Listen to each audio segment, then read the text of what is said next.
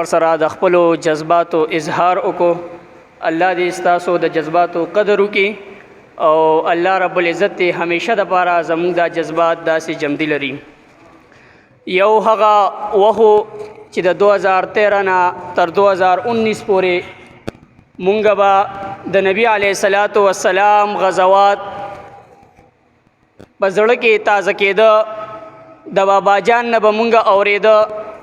او په هغې باندې به مونږ اکثر خلک عمل پیراو.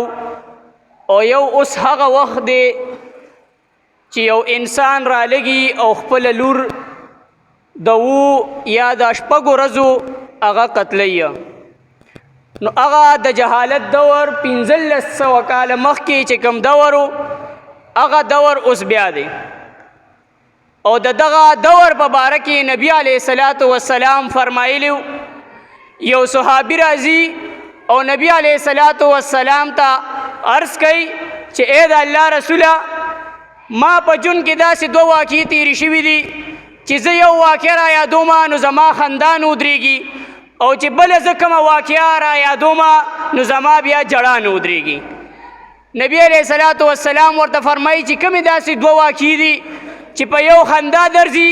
او په بلې باندې ستا جړه نه ودرېږي. صحابي ورته عرض کوي ای د الله رسوله د جهالت دور و، په هغه دور کې مونږ به د بوتانو عبادت کولو، ما هم ځان له یو بوت جوړ کړی د ګټو نه او هغه به ما ځان سره ګرځولو د عبادت لپاره. وي زه یو ورځ روان وم او ما سفر کولو ډېر اوږد او طویل سفر و. په هغه سفر باندې زه روان وم، وي لږ غونته کې سفر مې وکړو،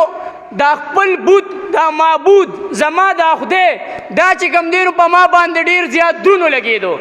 ما سوچ وکړو که چېرته د دې بوت د وجې نه زه مړ شمه نو زما به څه زندګي وي، د دې بوت د وجې نه یعنې د خپل خدای د وجې نه زه مړ شمه نو هغه به هم څه مرګ وي. وي ما هغه بوت چې کوم دی نو وغورځولو او د خټ د دغه خور دغه نه ما بوت جوړ کو د اوړو نه، هغه بوت چې کوم دی نو ما جوړ کو او هغه مې ځان سره روان کو. د هغې زه عبادت کومه لګیا یم، سفر کومه، طویل سفر دی، هغه سفر نه ختمیږي. وي زه یو ځای کې وږې شومه، ما سره د خوراک څه نه وه، هغه خوراک چې کوم دی نو ما سره هېڅ څه نه و بغیر د دغه بوت نه چې ما د اوړو نه جوړ کړی دی. وي زه رالګېدم، ما سوچ کولو چې ما ته به د خوراک کوم ځای کې څه میلاویږي نو هغه هېڅ هم نه میلاوېده. ډېر سفر مې وکړو، وي هغه بوت چې کوم دی نو د هغې نه ما لاس کټ کو، هغه اوړه ما واغږل او د هغې نه ما ځان له روټۍ په هګه هغه مې وخوړه. حتی تر دې پورې ما په دغه بوت باندې چې کوم دی نو 2-3 ورځې تېرې کړې، هغه خپل بوت، هغه خپل معبود، هغه خپل خدای ما چې کوم دی نو په دې طریقه باندې ختم کو. صحابي څه فرمایي؟ دغه فرمایي وي چې دغه واقعه زه را یادومه نو ما خندا نه ودرېږي. وي دومره جاهلانو مونږ دومره نه پوهېدو چې دغه بوت هغه یو بوت چې هغه مونږ خپله جوړ کړی هغه د خپل ځان حفاظت نشي کولی نو زمونږ به حفاظت دې څه وکړي.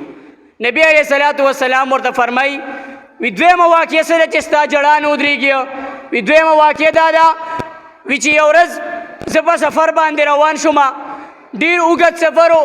3-4 کاله ما سفر وکړو. چې کله زه واپس راغم د سفر نه، زما په کور کې یو ماشومه ګرځي، د 3-4 کالو ماشومه ده. هغه ماشومه چې ما په خپل ژوند کې د سفر نه مخکې دا ما دلته نه وه لیدلې، خپلې ښځې نه تپوس کوي چې دا بچنګی څوک ته زموږ په کور کې ګرځي. نبی علیه الصلاۃ والسلام دغه واقع اوري،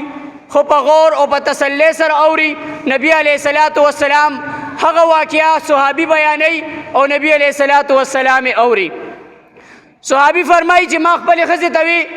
چې دا څوک ده دا ماشومه چې مونږ کره ګرځي. نو هغه زنانه ورته وایي وي چې دا خو ستا لور ده که نه؟ وي هغه لور ده چې کله ته په سفر باندې تلې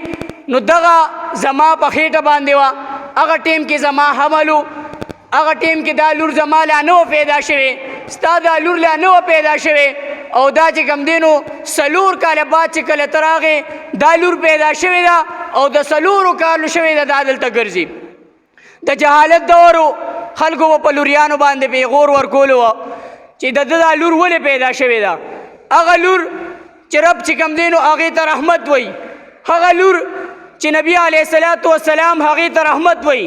هغه لور چې نبي علیه الصلاة والسلام د هغې په باره کې فرمایي وی چې چا د دوو لوریانو په صحیح طریقې سره تربیت وکړو د ده دپاره هیڅ عمل کافي نه دی مګر دغه عمل چې دی د خپله لور دا دوه لوریانې د کور نه رخصت کي واده کي الله رب العزت په دې باندې دی جنت ته بوځي. د هغه لور په باره کې وي زه کور ته راغمه ما د ښځې نه تپوس وکړو دا لور څوک ده دا بچنګی څوک ده هغه زنانه راته وایي چې دا خو ستا لور ده که نه وی وخت تېرېدو خلکو ماله پیغور راکولو حتی تر دې چې دا لور زما د 10 کالو شوه در 10 کالو شوه نو زما دا ظلم چې کوم دی نو انتها ته ورسېدو وی زم صبر نه شومه د خلکو په خبرو کې راغمه او ما دا خپله لور چې کوم دی نو دې ښځې ته مې وې چې زما دا لور تیاره که ښکلې کپړې ورته واچوه میک اپ خو ښکلې تیاره که چې کله دغه لور تیاره که هغه لور دا خپل پلار ځان سره بوځي دې ښځې ته وایي چې زمونږ په خپلو کې واده دی هغه ځای ته چې کوم دی نو دا زه ځان سره بوځمه هغه لور یې روانه که ځان سره یې بوتله چې کله سفر رور طویل شو اوږدې کې سفر لور تپوس کوي چې بابا جانه ته ما چېرته بوځي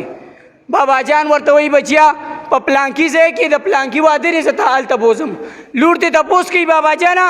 دا لار خو هغه طرف ته نه ده تللی ته چې کوم طرف ته ما بوځې کم کلي ته ما بوځې د کم کس چې واده دی او کم کلي ته ما بوځې نو دا لار خو هغه کلي ته نه ده تللی حتی تر دې چې دا سفر روانو یو صحرا ته یې بوتله هغه صحرا ته چې کله بوتله نو هغه پلار د خپل لور ته وایي بچی چې دلته کښېنه زه دلته یو کنده کومه هغه ټیم کې چې کم د هغه سامانو د کندې بیلچې وه کودالې وه هغه سامان باندې هغه پلار لګیا دی کوداله کوي هغه کنده کوي هغه چې کله کنده کوي نو د دې بابا جان په ګیره باندې لږې غونته کې شګې ورغې هغه لور راپاسېده او د هغه بابا جان د ګیرې نه چې کوم دی نو شګې پاکې کړي په بل روایت کې راځي وي چې کله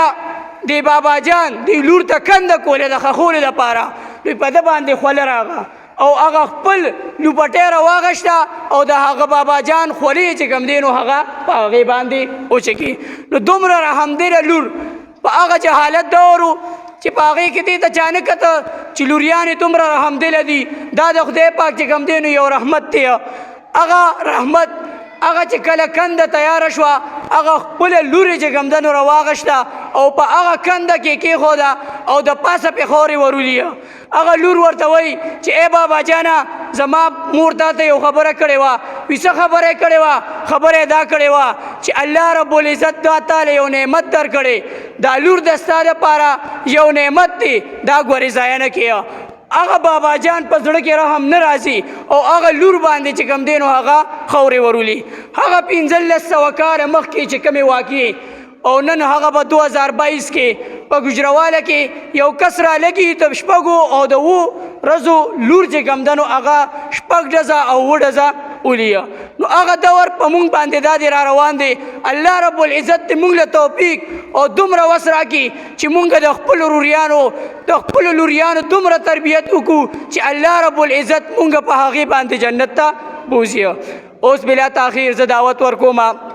د نعتیه کلام دپاره جناب قاری مقصود احمد صاحب ته چې